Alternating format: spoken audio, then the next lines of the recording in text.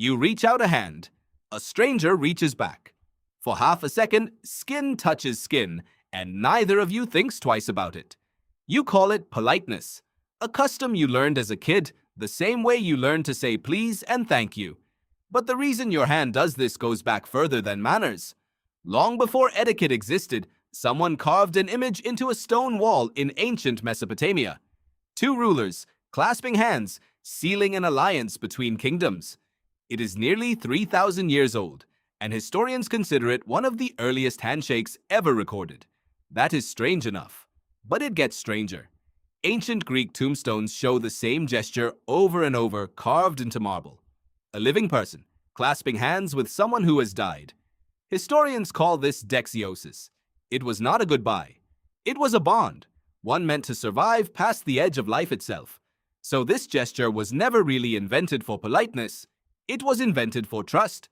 And trust, to your ancestors, was a matter of survival. Here is the theory you have probably heard. The handshake proves your hand is empty. No blade, no weapon, a truce, sealed in a single motion. It is a good story. But there is a problem. There is no strong historical evidence that this is actually where it started. The real answer might be far stranger, and it starts with your nose.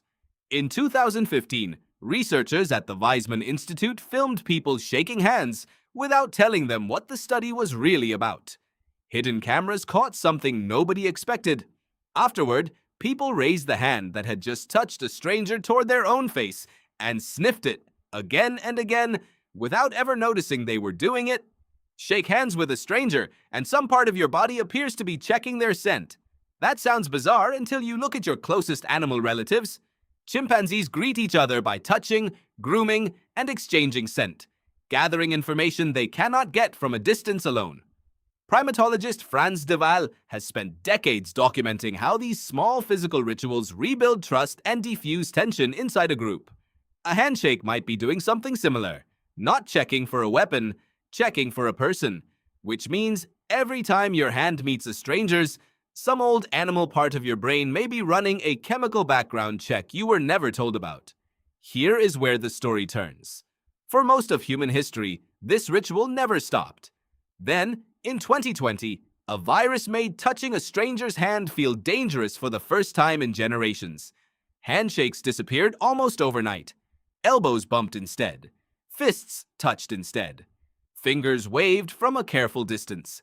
An instinct older than written language paused all at once across the entire planet. It has mostly come back now, but the hesitation revealed something the custom had been hiding in plain sight all along. This was never really about etiquette. It was your ancestors' oldest way of answering one question, the same question every stranger's hand still quietly asks without a single word spoken.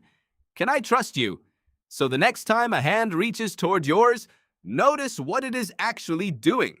It is not checking for a weapon. It is running a test that is older than language itself, and older than the handshake even knew it was performing.